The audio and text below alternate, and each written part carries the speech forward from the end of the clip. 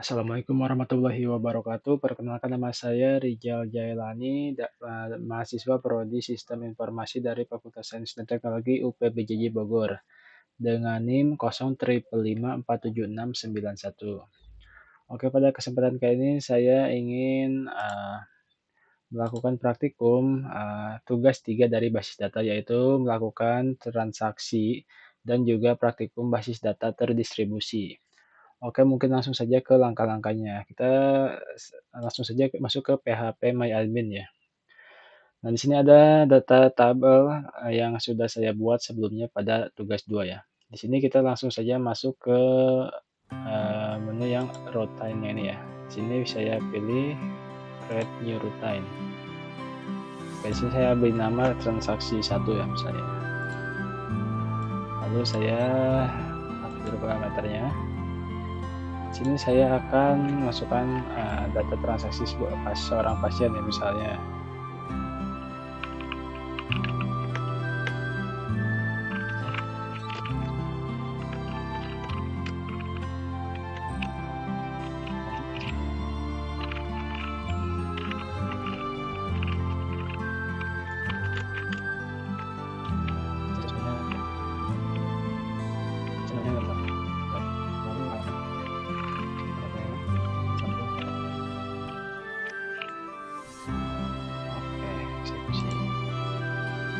Walaupun tanpa perintah commit, data pastinya di sini akan muncul, tetapi karena saya tadi tidak menggunakan perintah commitnya di sini, maka si datanya ini tidak akan masuk ke dalam tabel pasien. Saya pastikan ya. Nah, di tabel pasien hanya ada Aji dan Pani. Nah, data Rijal itu nggak masuk karena tadi tidak menggunakan perintah commit. Dari sini saya akan tambahkan mungkin perintahnya, tambahkan perintah commit di sini di bawah. Commit. Oke. Nah, jika sudah seperti ini, otomatis nanti datanya akan masuk ke dalam tabel pasien. Kita cek ya. Nah, datanya sudah masuk ya. Ada di Rijal, ID-nya 3. Kita masuk lagi ke menu outline. Dan di sini masuk namanya transaksi 2. Kita hapus dulu ya parameternya. Di sini saya coba untuk menggunakan perintah rollback. Ya, perintah rollback itu nanti akan membatalkan atau membatalkan perintah. Nanti si datanya itu tidak masuk menggunakan perintah rollback. Oke, supaya misalnya di sini saya akan mengganti nomor ID nomor 3 misalkan. Nama ID nomor 3 ingin saya ganti dengan nama pasien Danu ya. Tapi di sini saya menggunakan rollback, maka kita cek ya. Si ID nomor 3 masih tetap Rijal, belum berubah. Sedangkan jika saya rubah nih rollbacknya mungkin saya hilangkan ya. Ini nanti si ID nomor 3 akan berubah menjadi Danu. Kita cek ya. Nah, sudah berubah ya, jadi Danu kayak gitu.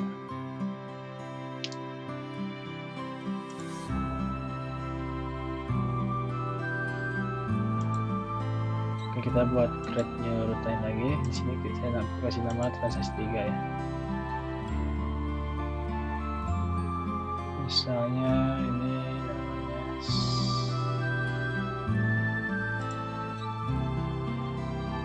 Nari.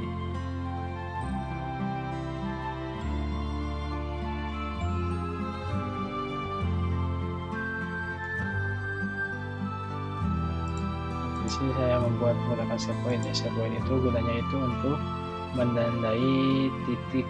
Nanti ketika menggunakan rollback, jika tadi menggunakan commit itu kan dia ketika di rollback akan otomatis kembali ke awal semuanya. Sedangkan ketika saya menggunakan save point, nanti dia akan rollbacknya itu tidak akan ke awal tetapi kepada titik poin yang sudah ditentukan. Oke, di sini saya memasukkan nama Sri dari Mahmar ya, dengan ID-nya gitu kan ya, nomor 5 kali ya. Lalu Ari ID-nya nomor 6. Sedangkan untuk Jailan ini saya ganti nomor 7. Nah, data di sini yang akan masuk otomatis, yang masuk itu Jailannya sama Sri. Kenapa? Karena yang Ari ini nggak masuk itu, dia di sini saya menambahkan perintah rollback sehingga dia tidak akan tampil ya di sini datanya. Kita tes dulu ya. Nah, kita eksekusi. Oke, jadi nama Arif tidak masuk, jadi langsung ke Sri, langsung ke Jailani, langsung ID 5 dan 7. Selanjutnya, langkah selanjutnya saya di sini akan membuat sebuah tabel ya, jadi akan membuat tabel baru yaitu tabel obat dan juga tabel transaksi. Oke, kita masuk sini ya ke tabel. Di sini pilih kerja tabel ya. Di sini saya akan memberi nama tabelnya itu tabel obat terlebih dahulu. Jumlah kolomnya itu ada 5 ya. Kita buat. Kalian seperti dulu ya.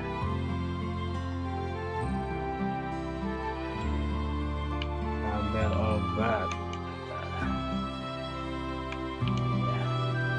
Tabel obat itu ada 5, ada ID obat, kode obat, nama obat, harga, dan juga stok. Tabel obat itu ada ID obat, kode obat, nama obat, lalu ada harga dan stok ya. Ada harga dan yang terakhir ada stok. Untuk kode obat di sini menggunakan paracar ya, dan juga nama obat.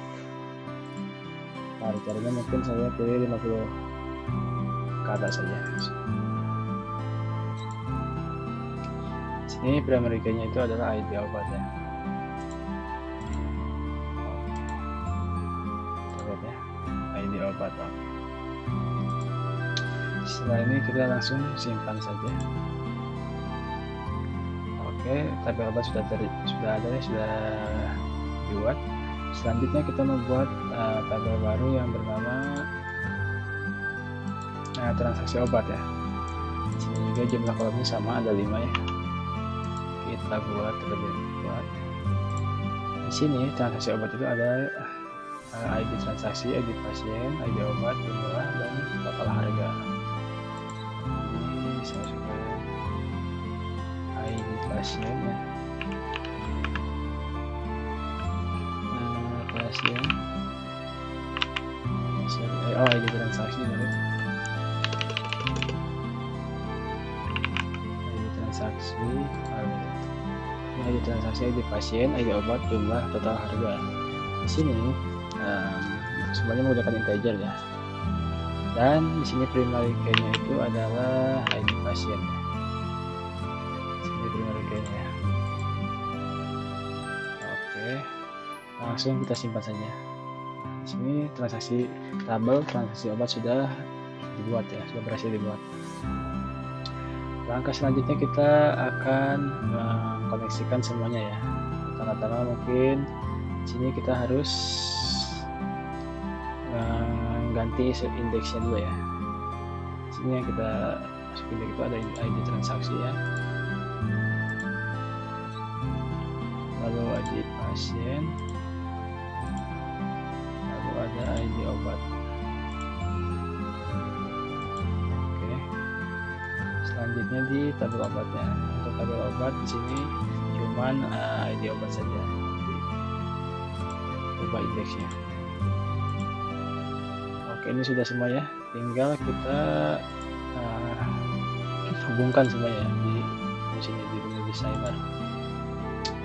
Kita show hide. Sudah ada ini obat. Oke, kita hubungkan ya, yaitu antara ID obat dengan ID obat. Saya akan kaskade ya. Oke.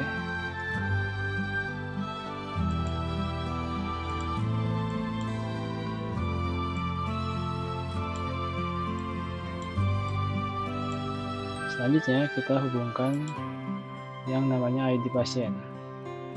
ID pasien dengan ID pasien.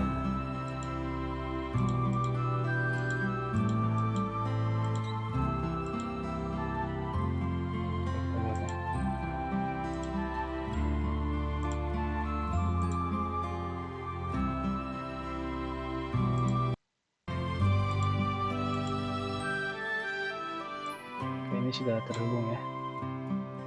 Nah, jangan lupa jika sudah terkoneksi seperti ini kita simpan ya. Simpan halaman.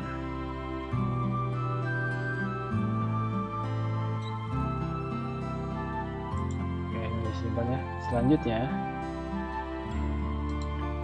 pada tabel transaksi obat kita tambahkan yang namanya trigger. Sini kita klik trigger. Nah, di sini saya kasih nama tanggal jual ya. Tanggal jual di sini kita masukkan yang namanya update. Update. Oke, set. Stop. Stop.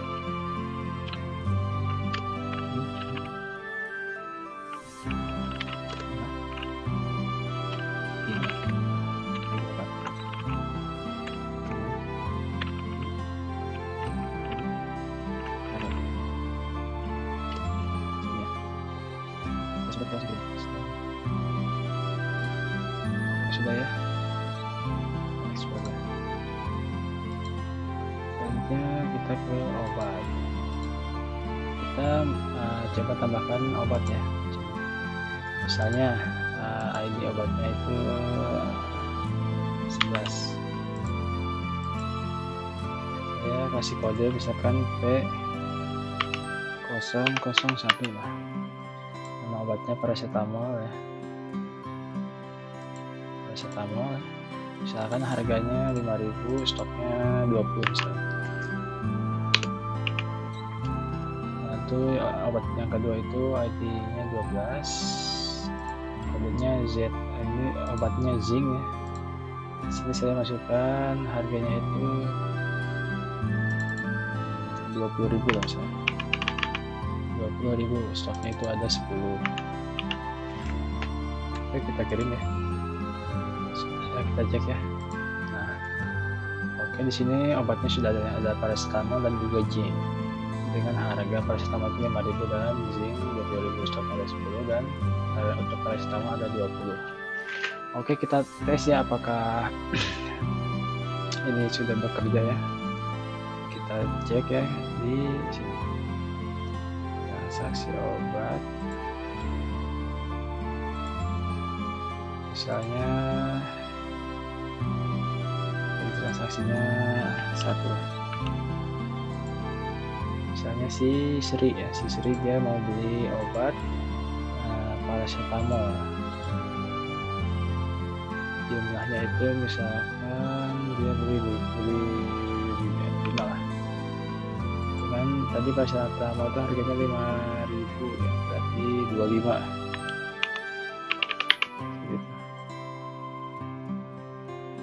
Yang kedua ada yang beli lagi nih si Pani misalnya, zinc ya, dia beli obatnya 1 saja ya. Harganya itu 20.000. Ya.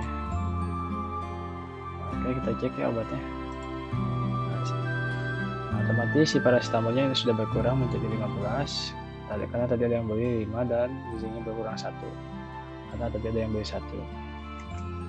Oke, mungkin sekian untuk praktikum dari saya. Kurang lebihnya mohon maaf. Terima kasih. Wassalamualaikum warahmatullahi wabarakatuh.